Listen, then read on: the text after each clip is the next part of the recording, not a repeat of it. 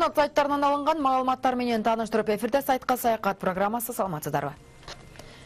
Жогорку кеңештин депутаты Бакыт Төрөбаев шайлоо жакындаганы кадимкидей жандана баштады. Айрыкча экс-президенттин атын атап, аны каралоого жасаган аракеттерин көрүп алып, мыйыгыбыздан жылмай олтурабыз. Экс-президентке кезинде Эргешевич бир жерин кыпчып алып олтурчу эмес беле. Анын жылуу сөздөрүнө дарыланып, дегенибиз бизди сындап атып бышырдыңыз, жөн киши президент боло албайт. Бирок сиз президент болдуңуз деп жагалданган Төрөбаевдин бир жылдан кийин баатыр болуп чыкканы кызык болду. Жарыктык кишинин дарысы түгөнгөнбү? Өкмөттүн Талас облусундагы ыйгарым укуктуу өкүлү Марат Мураталиев чоң суммадагы каражатты ап ettирип койгону ачыкка чыгууда.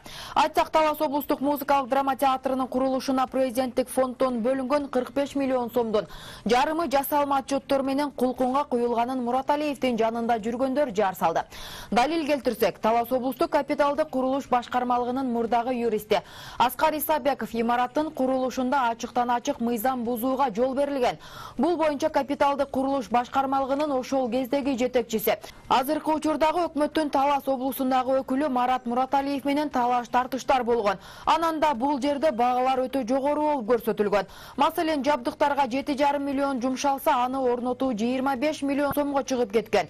Мындан тышкары отчетто январь айында имараттын сыртын жасалгалоого 12 миллион сом коротулганы жазылган.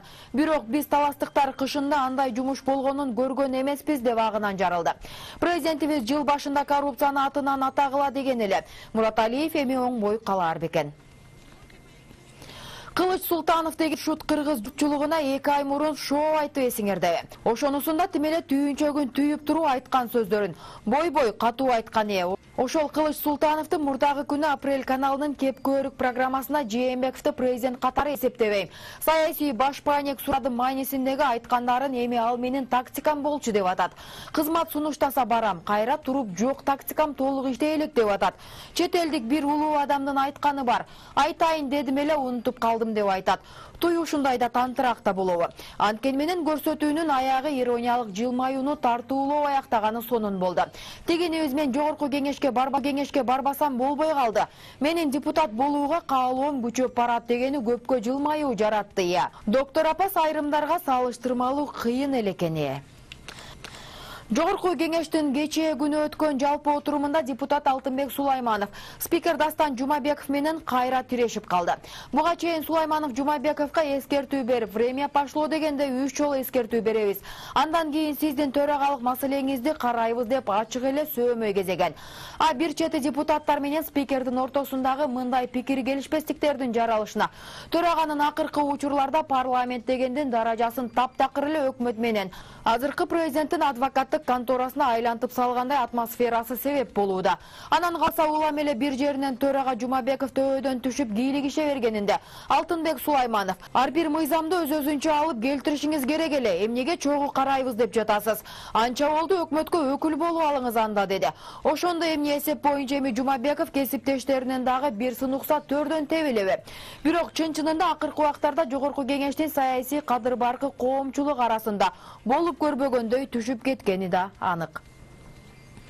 Быйыл аймактарды өнүктүрүү жылы коррупцияга каршы күрөштүү болуп атса, Суза айыл өкмөт башчысы Аскар Сарыев трансформация болбогон жерлерди сатып атканы боюнча арыздар түшүп, анын негизинде прокуратура тарабынан кылмыш козголгону ЖМКларга чыккан. Натыйжада жасалмалуу кызмат абалынан кыянаттык менен пайдалануу, аша чабуу беренелеринин алкагында тергөө амалдары жүрүп, финполго өткөрүлүп берилген. Бул боюнча айыл өкмөтүнүн орун басарлары бир топ кызматкерлер суралып атат. Дал ушул ишти жабуу максатында ортомчулар алып, алар боюнча да кылмыш сотто каралууда. Тилекке каршы Аскар Сарыевке тиешелүү негизги кылмышын кыскартууга аракеттер көрүлгөнү ачыкталабы. Бул жерде баары айкын болуп турса да, айыл өкмөтүнүн мындай амалдарына карапайым момун адамдардын нааразычылыгын кайда жашырабыз? Адилеттүүлүк үчүн кыңыр иши барлар жоопкерчиликке тартылышы керек да. Кыргыз Республикасынын каржы министри Адылбек Касымалиевдин айлык маянасы 24 000 сомду түзөт. Бул тууралуу министрлик маалымдаган. Мекеменин берген маалыматына ылайык каржы министрлигинин борбордук аппаратынын кызматкерлери орточо 12 250 сом, жергиликтүү башкармалыгынын кызматкерлери орточо 8 000 сом айлык акы алат.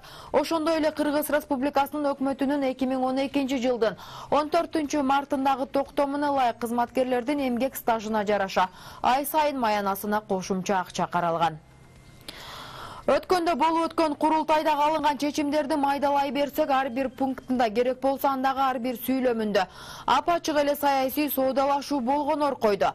Курултай түпкүлүгүндө мааниси терең, улуттун үңгүлүү көрөнгөлөрүнүн бири. Мынабу өткөн курултай каатып туруп эле ошол түшүнүктү зордуктап салгандай таасир калтырды.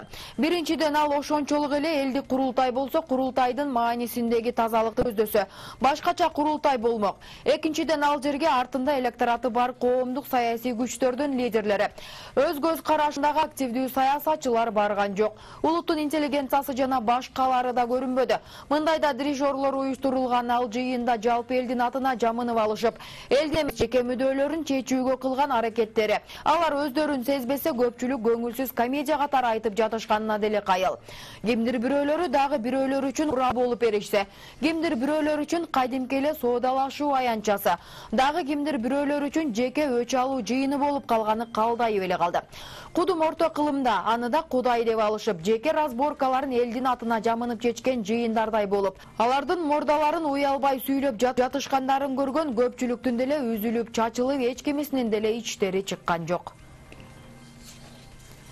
Ушул күндөрү ИИМдин борбордук аппаратында моралдык психологиялык климат начарлап, интриганын уюткусуна айланганы, министрдин өздүк курам менен иштөө жагы кедеринен кетип баратканын кайда катабыз.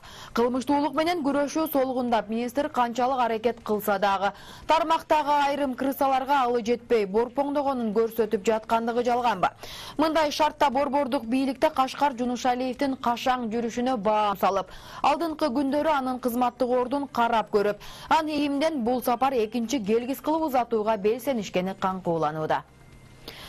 Сиздер расмий блогтардан алынган маалыматтарга ортоктош болдуңуздар. Эскертсе, мында кеткен материалдар 7 каналдын көз карашын билдирбейт. Көңүл бурганыңыздар үчүн ыраазычылык. Саламатта туруңуздар.